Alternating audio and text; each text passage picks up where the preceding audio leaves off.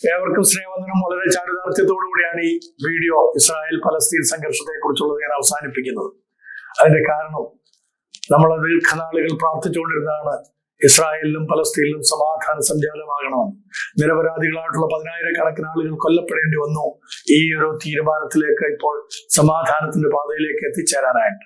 അതിന് കാരണക്കാരായിട്ടുള്ള ഹമാസിന്റെ തീവ്രമായിട്ടുള്ള സ്വഭാവവും അവരുടെ തെറ്റായിട്ടുള്ള തീരുമാനങ്ങളും പ്രവർത്തനങ്ങളും അതിനെയും ഉണ്ടാകാതെ ഇരിക്കട്ടെ എന്ന് നമുക്ക് കാംക്ഷിക്കാം. ഹമാസ് മാറിയാൽ മറ്റൊരു ഭീകരമുഖം അധികം താമസിക്കാതെ തന്നെ പലസ്തീനിൽ രൂപപ്പെടുമെന്നതിന് യാതൊരു സംശയമില്ല. അത് ആവശ്യമായിരിക്കുന്നത് പലസ്തീനികൾക്കല്ല, മറിച്ച് പ്രോക്സി വാർ നടത്തുന്നതായിട്ടുള്ള ഇറാനെ പോലുള്ള കുടില തന്ത്രങ്ങളോടുകൂടി ജീവിക്കുന്ന ചില ഭീകര രാജ്യങ്ങൾക്കാണ്.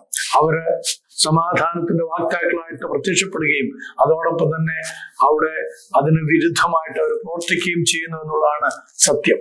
അപ്പൊ സത്യത്തിന്റെയും നിലനിൽപ്പിന്റെയും യുദ്ധമായിട്ടാണ് ഈ കഴിഞ്ഞ യുദ്ധങ്ങളെയൊക്കെ നമുക്ക് സത്യസന്ധമായിട്ട് വിലയിരുത്തിയാൽ മനസ്സിലാക്കാൻ കഴിയുന്നത്.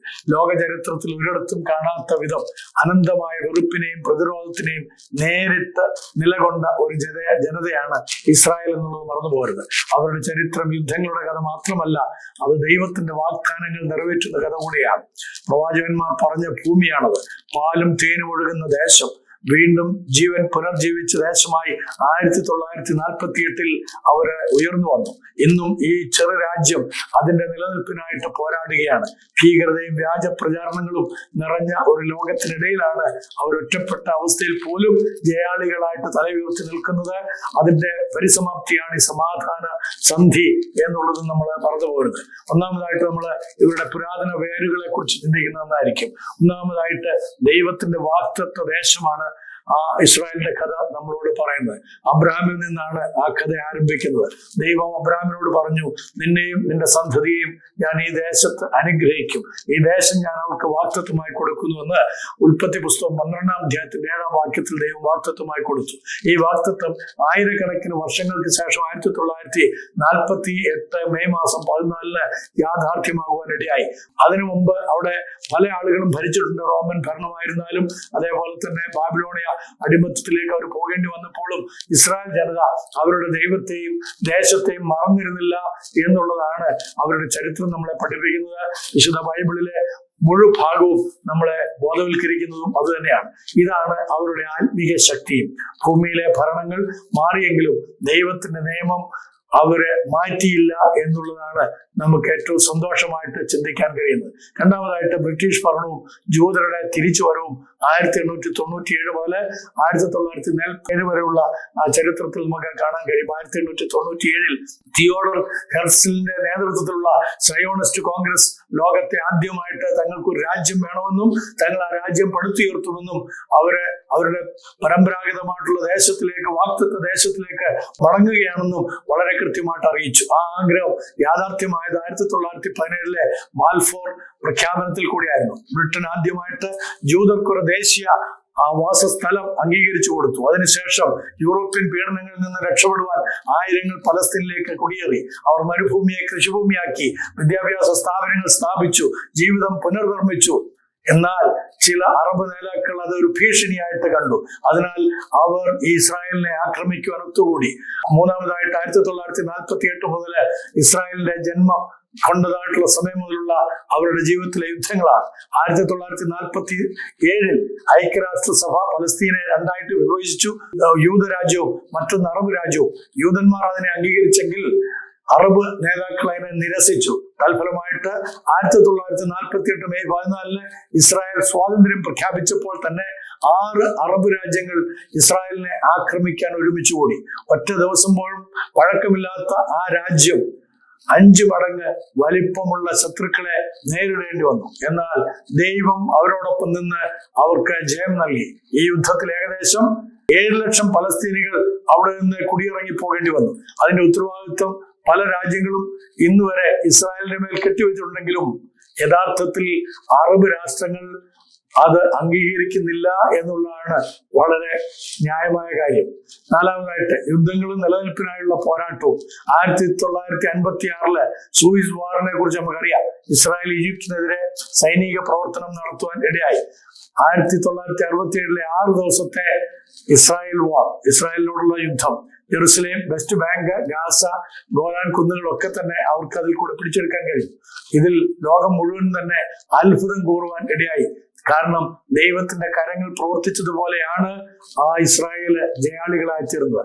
1973 യോങ്കിപ്പൂർ ജലത്തിലുണ്ടായ ആ യുദ്ധം, വീണ്ടും അറബ് ആക്രമണം. പക്ഷേ ഇസ്രായേൽ അതിനെ പ്രതിരോധിക്കാനിടയായി. ഓരോ യുദ്ധവും ഇസ്രായേലിനെ കൂടുതൽ ഏകീകരിച്ചു എന്നുള്ളതാണ് ഇതിലൂടെ ഒക്കെ സംഭവിച്ചത്. മാത്രമല്ല അവരെ കൂടുതൽ സജ്ജരാക്കി. കൂടുതൽ ആക്രമണങ്ങൾ ഉണ്ടാകുമ്പോൾ അതിനെ ചെറുക്കുവാനുള്ള കരുത്ത് അവർക്ക് ഉണ്ടായി. അതുകൂടാതെ സമാധാന ശ്രമങ്ങൾ ഉണ്ടാക്കുവാനായിട്ട് അവർക്കിടയായി തീർന്നു. 1979 ഈജിപ്ത് ഇസ്രായേൽ പീസ് ട്രീറ്റിയെ കുറിച്ച് നമുക്കറിയാമല്ലോ. ലോകം അത് പ്രതീക്ഷിച്ചായിരുന്നു. അതിനുശേഷം PLOയുടെ വളർച്ചയുണ്ടായി. ആ PLOയും ഇസ്രായേലും തമ്മിൽ സമാധാനമായിട്ട് മുന്നോട്ട് പോയിക്കൊണ്ടിരുന്നു. എന്നാൽ അതിനുശേഷമാണ് ഹമാസ് വന്നതും ഈ നടന്നിട്ടുള്ള യുദ്ധം അവരുടെ കോൺട്രിബ്യൂഷൻ ആയിരുന്നു. ലോകത്തിൽ അവരുടെ കോൺട്രിബ്യൂഷൻ ആയിരുന്നു. ഒരു കാര്യം നമ്മൾ മനസ്സിലാക്കണം, ഈ ഹമാസ് രൂപം കൊണ്ടത് തന്നെ ഇസ്രായേലിനെ ഭൂമുഖത്ത് നിന്ന് തുടച്ചു നീക്കാൻ വേണ്ടിയിട്ടാണ്.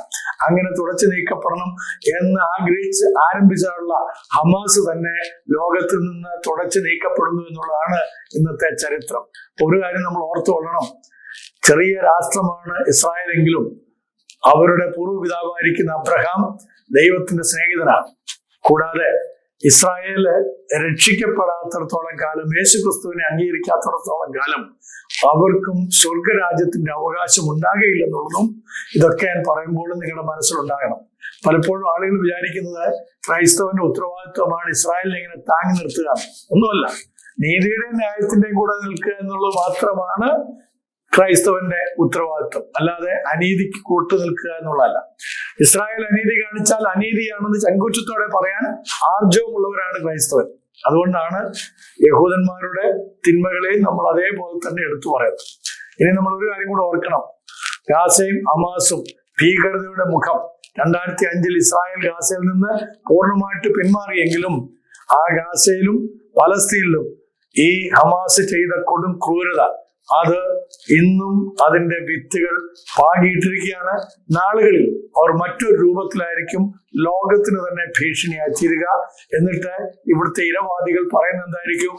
ഈ ഹമാസിനെ വളർത്തിയത്, ഉണ്ടാക്കിയത് അമേരിക്കയാണ്, ഇസ്രായേലാണ് എന്നൊക്കെ പറഞ്ഞ് ഇങ്ങനെ ഇവിടെ പാവപ്പെട്ട ജനങ്ങളുടെ മനസ്സിലേക്ക് തെറ്റായ വിവരങ്ങൾ കൊടുക്കുവാൻ ഇവർക്ക് യാതൊരു മടിയുമില്ല. കാരണം ഇവർക്ക് ഇരവാദം അവരുടെ ജനനം മുതൽ തന്നെ ഉള്ള ഒരു വാദമാണ്. ഒരു കാര്യം ഓർത്തോണം, ഈ ഇസ്രായേൽ അവരെ യുദ്ധം ചെയ്യുന്ന സമയത്തായിരുന്നാൽ പോലും ഹമാസികൾ എവിടെ ഉണ്ടോ അവിടേക്കാണ് അവരെ മിസൈലുകൾ അയക്കുകയും അവരെയാണ് ഇല്ലായ്മ ചെയ്യാനായിട്ട് ശ്രമിക്കുകയും ചെയ്തത്. അതിന്റെ ഒരുപാട് ചരിത്രങ്ങള് വീഡിയോ സഹിതം ഈ അടുത്ത സമയത്ത് പലസ്തീനികൾ തന്നെ പുറത്തുവിട്ടിട്ടുണ്ട്. പലസ്തീനികളെ നേരത്തെ തന്നെ അവർ വിളിച്ച്, IDF വിളിച്ചിട്ട് ഇന്ന സ്ഥലത്തുനിന്ന് മാറിക്കൊള്ളണം. അവര് ഈ പലസ്തീനികളാണ് പറഞ്ഞു കൊടുക്കുന്നത് ഇവിടെയൊക്കെയാണ് ഹമാസിന്റെ താവളങ്ങൾ, ഇന്നിടത്തു നിന്നാണ് അവര് യുദ്ധക്കോപ്പുകളൊക്കെ കൂട്ടിവെച്ചിരിക്കുന്നതെന്നൊക്കെ അവര് പറഞ്ഞു കൊടുക്കുന്ന അനുസരിച്ചാണ് ആ യുദ്ധം നടന്നിട്ടുള്ളത്. അപ്പൊ ഇതൊന്നും അറിയാതെ ഇവിടെ കുറെ ആളുകൾ കടന്ന് ഇസ്രായേലിനെതിരെ കൂകി വിളിക്കുമ്പോൾ ഇസ്രായേൽ അന്നും ഇന്നും ഒരേപോലെ തന്നെ അജഞ്ചലരായി ജയാളികളായിട്ട് തലയുയർത്തി നിൽക്കുന്നു. അതിന്റെ കാരണം അബ്രഹാമിനോട് ദൈവം ചെയ്ത ഒരു ഉടമ്പടി ഉണ്ട്. ഞാൻ നിന്നെ അനുഗ്രഹിക്കും, നിന്നെ അനുഗ്രഹിക്കുന്നവരൊക്കെയും ഞാൻ അനുഗ്രഹിക്കും. മാത്രമല്ല ആ അനുഗ്രഹം വാഗ്ദത്ത നാടിന് വേണ്ടിയിട്ടുള്ള, അഥവാ സ്വർഗീയ രാജ്യത്തിന് വേണ്ടിയിട്ടുള്ള ആത്യന്തിക അനുഗ്രഹമാണ്. എങ്കിലും ഈ ലോകത്തിൽ ഇസ്രായേലിന് വേണ്ടി യുദ്ധം ചെയ്യുന്നത് ദൈവമാണെന്നുള്ളത് അവരിപ്പോഴും വിശ്വസിക്കുന്നു. അതുകൊണ്ട് പ്രിയമുള്ളവരെ, ഇസ്രായേലിലെയും പലസ്തീനിലെയും ജനത ഒരേ രക്തമാണ്, ഒരേ ജനതയാണ്. ജാതിയും മതവും നമ്മളെ വേർതിരിക്കാതെ വണ്ണം ദൈവസ്നേഹത്താൽ നമുക്കൊക്കെയും ഒന്നായി നിൽക്കുവാനുള്ള ആഹ്വാനമാണ് കൊടുക്കേണ്ടത്. അതുകൊണ്ട് കേരളത്തിൽ ഇസ്രായേലിനെ ചീത്ത വിളിക്കുന്നവർ ഓർത്തുകൊള്ളണം, ഇസ്രായേലിലെ ജനതയും ജനതയാണ്. അവർ നമുക്ക് തന്ന ഒരുപാട് കോൺട്രിബ്യൂഷൻസ് അന്നും ഇന്നുമുണ്ട്.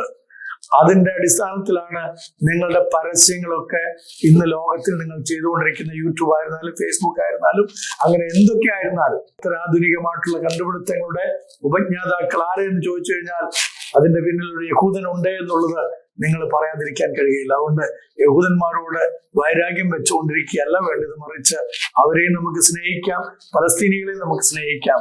അങ്ങനെ സകലരെ സ്നേഹിച്ച് സമാധാനം നമ്മുടെ രാജ്യത്ത് മാത്രമല്ല ലോകത്തിന് സംജാതമാകട്ടെ എന്ന പ്രാർത്ഥനയോടെ നിങ്ങളുടെ സ്വന്തം തേക്കടലച്ചൻ.